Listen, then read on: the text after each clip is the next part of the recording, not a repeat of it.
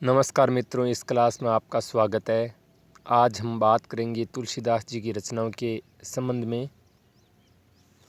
इससे पहले भी हमने तुलसीदास जी की 3 क्लासें ले चुके हैं। एक में हमने तुलसीदास जी का सामान्य परिचय दिया है, दूसरे में विद्वानों के कथन और तीसरे में तुलसीदास जी की रचनाओं का सामान्य परिचय है।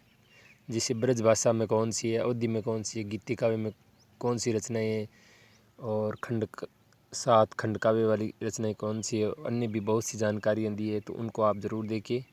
चलिए शुरू करते हैं आज की क्लास।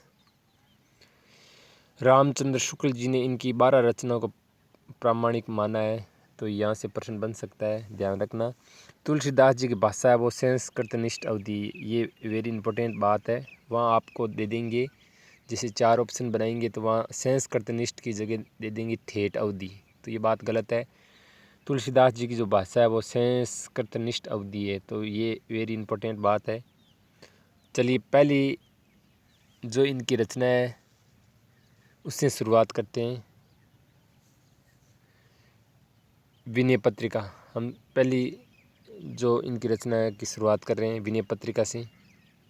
हालांकि ये तुलसीदास जी की पहली रचना नहीं है। विषय स्थिति देखो, एक तो ये सांतरस प्रधान रचना है, ये ध्यान रखना, और 279 पद मिलते हैं।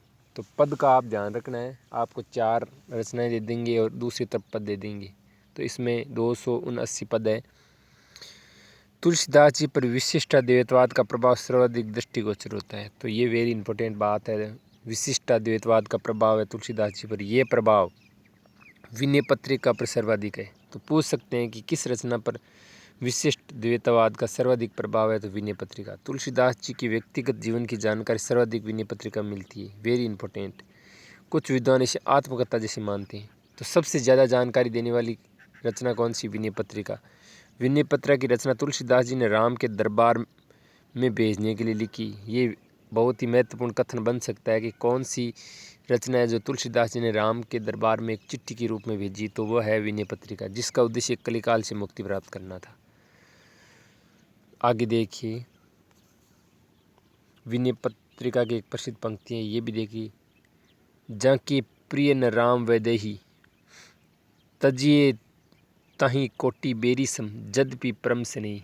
तो ये देखकर पूछ सकते हैं कि तुलसीदास जी कौन सी रचना से ये छंद लिया गया है, पंक्ति ली गई है। अगली रचना है गीतावली। तो हमने विनय पत्रिका की बात कर चुके हैं, सारी जानकारी आप ही देख ले। विशेष तथ्य गीतावली के बारे में पढ़ने वाले, ये भी 7 खंडों में विभाजित है। मूल गोसाई चरित के अनुसार तुलसीदास जी की पहली रचना है। तो अगर नाम दे दिए कि मूल गोसाई चरित के अनुसार तुलसीदास जी की पहली रचना कौन सी है, तो गीतावली। गीति काव्य शैली में रचित है, 328 गीत है, वेरी इंपॉर्टेंट, ध्यान रखना। सीता का निष्कासन और लव कुश की कथा का तुलसी ने प्रस्तुत किया इस रचना गीतावली में। वात्सल्य रस का सुंदर विधान है, और ऐसे भी बताते हैं कि सूरदास जी की सूर सागर है, उसका अनुकरण किया गया है। ये बात इंपॉर्टेंट है, मैं मौखिक बता रहा हूँ, तो गीतावली इंपॉर्टेंट है। अगली रचना है कृष्ण गीतावली, वह है गीतावली और इसका नाम है कृष्ण गीतावली। विशेष तथ्य, वृंदावन में सूरदास से भेंट के उपरांत तुलसीदास जी ने अयोध्या में कृष्ण गीतावली की रचना की। तो पूछ सकते हैं कि सूरदास जी से भेंट के बाद तुलसीदास ने कौन सी रचना लिखी, तो कृष्ण गीतावली। सूरदास जी की भ्रमर गीत परंपरा का निर्वाह हुआ है, तो एक तरफ गीतावली दे देंगे, कृष्ण गीतावली दे देंगे, तो आपको ध्यान रखना है कृष्ण गीतावली है, उसमें सूरदास के भ्रमर गीत परंपरा का निर्वाह हुआ है। इसमें 61 पद है। ये रचना राम गीतावली के समकालीन है। अगली रचना है कवितावली। विशेष तथ्य, इसकी रचना कवित सव्य शैली में है, ये इंपॉर्टेंट बात है। कवितावली की कौन सी शैली है? कवित सव्य शैली, मुक्त काव्य है ये। तुलसीदास जी का अंतिम कृति माना जाता है, वेरी इंपॉर्टेंट कथन है। कवितावली है वो तुलसीदास जी की अंतिम रचना है, ये वेरी इंपॉर्टेंट बात है। और इसी के अंदर हनुमान बाहुक है, अगर हनुमान बाहुक अलग नहीं दियो तो तुलसी कवितावली के अंदर ही माने, नहीं तो हनुमान बाबू को अलग माने। इसमें 7 कांड है, किंतु 7 कांड होने के बाद भी ये प्रबंधात्मक नहीं, ये मुक्तक है, और 325 छंद है। छंद आप अच्छी तरह ध्यान रखना। रामलला नहच्छू, अगली रचना है वो रामलला नहच्छू है। इसमें मात्र 20 ही छंद है रामलला नहच्छू में। प्रबंध श्रेणी की ठेठ अवधि रचित है, ये अपवाद है, वेरी इंपॉर्टेंट बात है ये। तो पूछ सकते हैं कि वैसे संस्कृतनिष्ठ भाषा है तुलसीदास जी की, लेकिन अगर पूछ ले कि ठेठ अवधि में रचित कौन सी रचना है, तो आपका को पता नहीं रामलला नहछु, ये वेरी इंपॉर्टेंट बात है, क्योंकि तुलसीदास जी की भाषा संस्कृतनिष्ठ अवधि है। रामलला नहछु में सोहर या हंसगीत छंद में लिखी गई है, जो विवाह के समय गाया जाता है। तो हर कथन रामलला नहछु का इम्पोर्टेंट है। मूल गोसाई चरित्र के अनुसार तुलसीदास जी ने इसकी रचना मिथिला यात्रा के दौरान की। ये बात भी ध्यान रखना, मिथिला यात्रा के दौरान कौन सी रचना लिखी है, रामलला नहछु। अगली है वैराग्य संदीपनी। विशेष तथ्य देखो, ये तुलसी की प्रथम रचना मानी जाती है। कौन सी, वैराग्य संदीपनी। तो इम्पोर्टेंट है, पूछ सकते हैं कि पहली रचना कौन सी है, तो आपका उत्तर होना चाहिए वैराग्य संदीपनी, ऐसा कुछ विद्वान मानते हैं। ये 62 छंदों की एक लघु रचना है, सिर्फ 62 ही छंद है। 2 और चौपाई शैली में लिखी गई है और ये मुक्तक शैली और ब्रज भाषा में रचित है। अगली देखो 7वीं, 12वीं रामायण अपने मित्र रहीम यानी अब्दुल रहीम खान का आग्रह पर लिखी। तो ये पूछ सकते हैं कि 12वीं रामायण की इनके आग्रह पर लिखी गई। वेरी इंपॉर्टेंट बात है।